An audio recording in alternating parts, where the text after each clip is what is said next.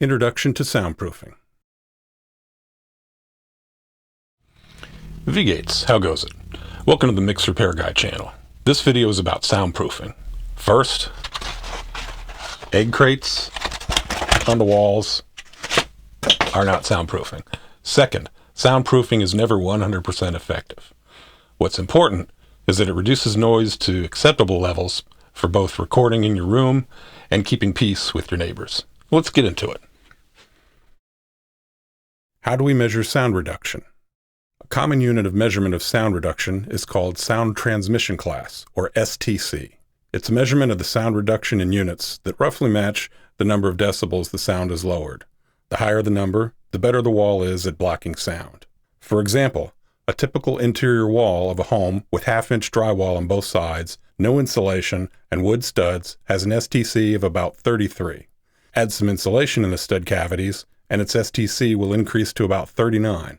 There are other specs to rate the performance of materials based on frequencies because materials absorb different frequencies by different amounts. That's why foam isn't a great choice. It's not a broadband absorber and is only useful at upper and mid frequencies. Low frequencies are harder to absorb than high frequencies. That's why you'll hear lows from a car driving by from a greater distance than the high frequencies.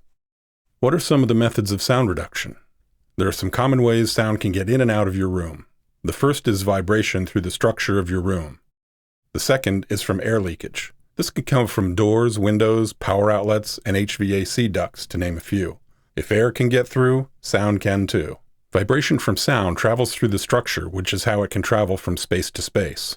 A wall and a window can also act like a speaker cone. Sound pressure inside pushes the walls in and out, which pushes the studs and framing in and out, which in turn pushes the wallboard on the other side in and out. That makes the wall in the adjacent room push in and out like a speaker cone, which is how you hear the noise in the other room. The vibration issue can be solved in a couple of ways, like isolation and mass. Many studios create a room within a room. Separate studs and joists are built within the room so they don't touch existing structure. That way, sound vibration doesn't have a direct path from room to room. Floor joists are set on special rubber U-shaped floor floaters and won't be attached to the wall studs, so floor vibrations can't pass to those walls. As you can see, the idea here is to build a room whose structure is isolated from the rest of the building. If you have room in your home studio, you can buy or build a portable isolation booth. Good ones will have insulated walls, a window, as well as insulated ports or ducts for air circulation in the booth. They have their own walls, floor, and ceiling, so they literally are a room within a room.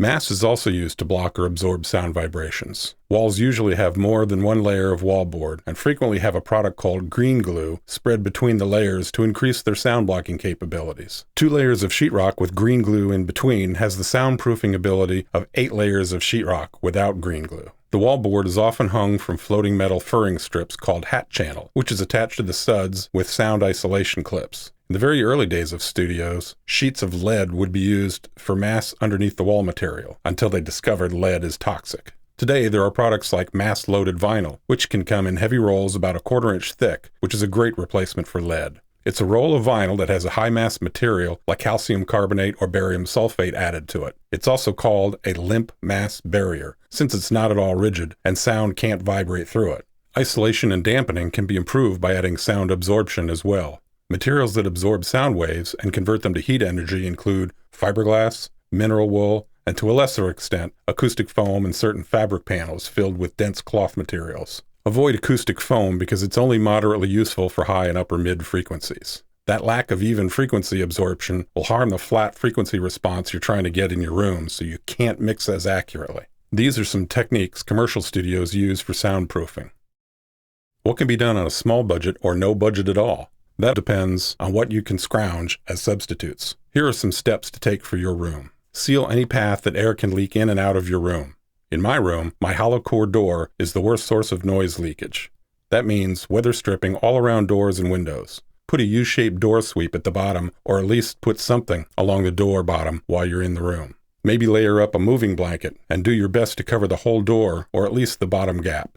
I layered sheetrock and particle board on both sides of my door. A better looking solution is to swap it out with a solid core door. That increase in mass helped a lot, but sound still leaked between the door and the frame. That's where weather stripping comes to the rescue. You can use caulk or acoustical sealant if you can afford it. Products like Oralex Stopgap are good to seal around electrical switches and outlets, pipes for plumbing or heating, also gaps between the walls and floor. In my studio, I've created window plugs of fiberglass insulation covered with sheetrock.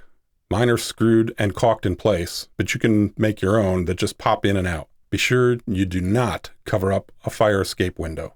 As always, safety first. What other materials can work to reduce sound?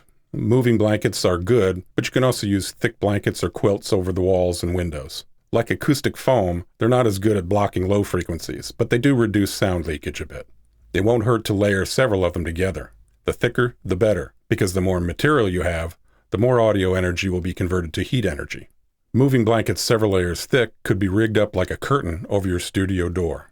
Something like bubble wrap is totally useless. I mention that because I did know someone who used it for soundproofing. It has no useful mass or absorption properties. Furniture can also help block sound. If you have bookcases full of books, move them in front of the walls to absorb sound and cut down vibration. Having it filled with books pushed back to different depths on the shelves will also help diffuse the sound, which is good for acoustic treatment as well as soundproofing. More on that in our next video. Just keep in mind that a dresser with a mirror is bad because the hard glass surface will reflect audio, not diffuse or absorb it. That just throws the problem right back into your room. The same is true of any furniture with large, solid doors like armoires or tall dressers. Avoid furniture that reflects a lot of sound in just one direction. In summary, there are several ways you can reduce sound. Distance, move further away from the source. Mass, thicker materials for walls, ceiling, and floors will block transmission. Decoupling, isolate walls, ceilings, and floors to prevent sound from traveling in and out of your room. Absorption, converting audio energy into heat. So did I create a totally soundproof room in my house? No, not at all. But it did reduce sound bleed enough that I can track acoustic guitar in the middle of the night without waking up my wife. It even lets me record electric guitars without disturbing her. None of this will prevent the noise from a car's subwoofer from bleeding into my room, but road noise has still been greatly reduced. Just remember, no bubble wrap, no egg crates. Instead, try moving blankets, insulation, and drywall. Thank you so much for watching, and be sure to like and subscribe to the channel. Most of all, try learning something new every day and have a great time doing it.